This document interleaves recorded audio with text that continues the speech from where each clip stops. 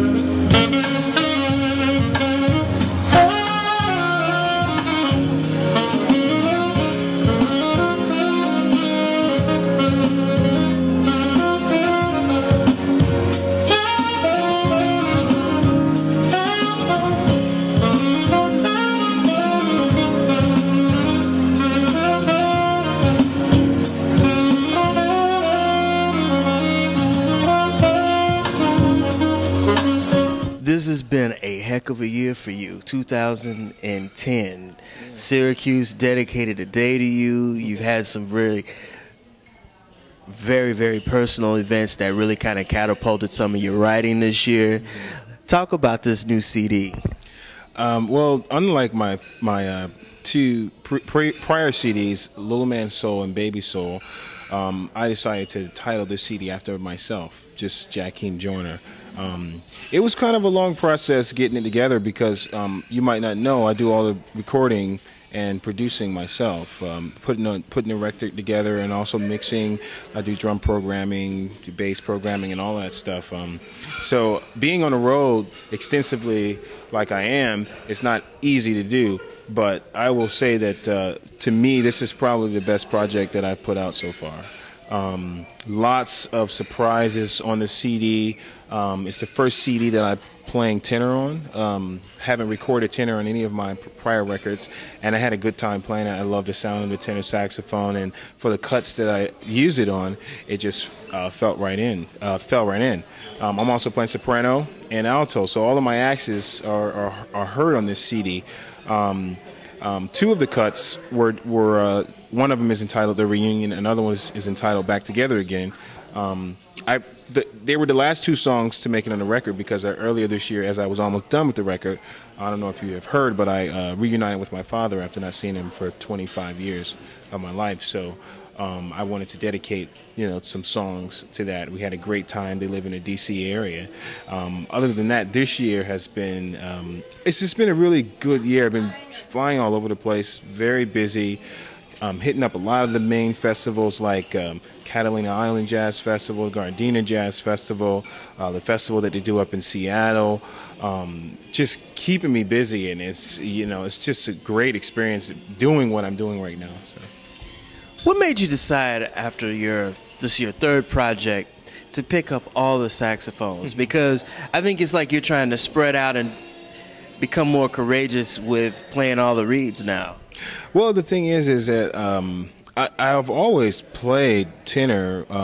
It's just I never recorded it, but I love playing it at home. It's a big instrument to take on the road.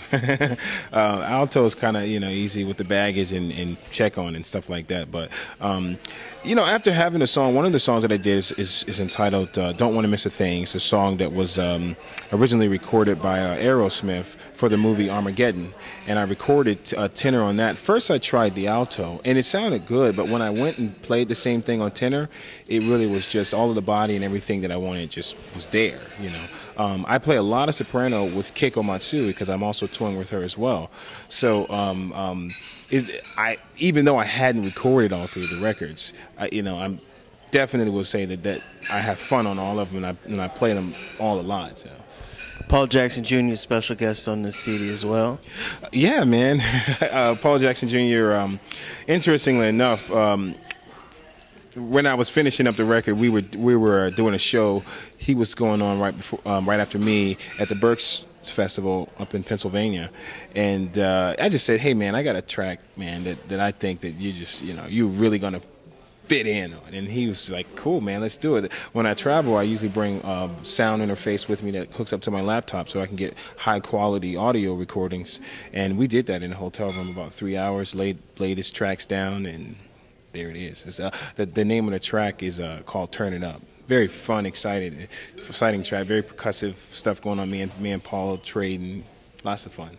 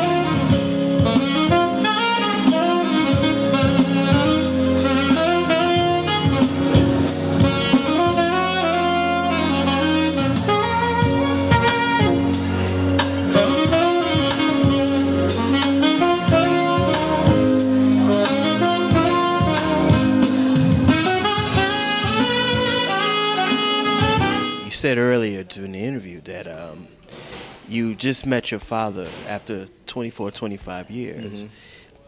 How did that happen? And tell me about the experience, because you reconciled of the past, mm-hmm. and it's kind of evident in those two songs that you dedicated to your sisters and to your father.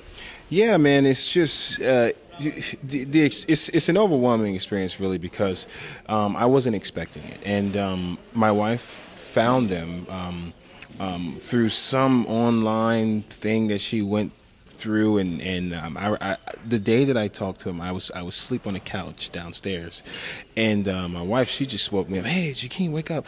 Somebody's on the phone for you." And I was like, "Okay," And then she gave me the phone, and she said, the other end of the voice was a lady. She was like, "Hi, Jackiem, do you know who this is?" And I was like, "No." She was like, "This is your older sister, Keisha." So, and then my other sister, Jacqueline, was also on the phone, and then they introduced me to my father, and they said, "We also have Dad on the phone too, and we'd like to talk to him." So that was like, that was a very overwhelming experience. I immediately got a flight to D.C. to go and spend some time with them. In fact, I spent my 30th birthday in D.C. with them, and we just had an awesome time, really. You coming at 30 years old, not too many young brothers want to pick up and play smooth jazz. Mm-hmm. What made you just pick smooth jazz versus playing straight ahead jazz? I mean, it's good music, mm-hmm. and it feels good, and it's groovy and it's funky, but I don't see too many young brothers under the ages of 15 to say 25 wanting to play smooth jazz or jazz, period. Well, nowadays, the world has changed. I mean, people, especially the young people, when they hear the word jazz, they associate it with something that's boring, I started off listening to Charlie Parker and John Coltrane, and then I kind of migrated over to listening to some of the more contemporary artists like Kirk Whalum, Gerald Albright, and Boney James. I just like the groove, you know. I love R&B, and I like instrumental R&B. You know, I listen to a lot of Stevie Wonder and Michael Jackson, which is all kind of influenced on my CD and on my writing when I'm producing. But, you know, I will say to any young person out there, you know, this is a cool thing to do. Traveling the world, having an instrument that you can actually express yourself with and be expressive on, especially with if you play tenor or alto or soprano, they all have different types of expressions. And if you practice enough, and if you can do a lot of cool things. I mean, on this CD I recorded like a drum line, kind of like the movie Drumline, where it's you know, like a marching band, and I put an R&B beat behind it to kind of make a little twist, so it's different. So if people listen to my music, they would be like, wow, you know, this is kind of urban. This is, you know, something different. So that's what I would say. That'll do it again for another edition of the Pace Report. I'm Brian, Pace reporting live here at Terrence on the Park here in Queens, New York at the 5th annual Make the Grade Foundation ceremony. I'd like to personally thank Jackiem Joyner for his time, as well as the wonderful staff here at Terrence on the Park. As always, please visit my website, www.thepacereport.com, for my weekly column as well as my past segments. Until next time, remember, if it's in the groove, it'll make you move. Peace.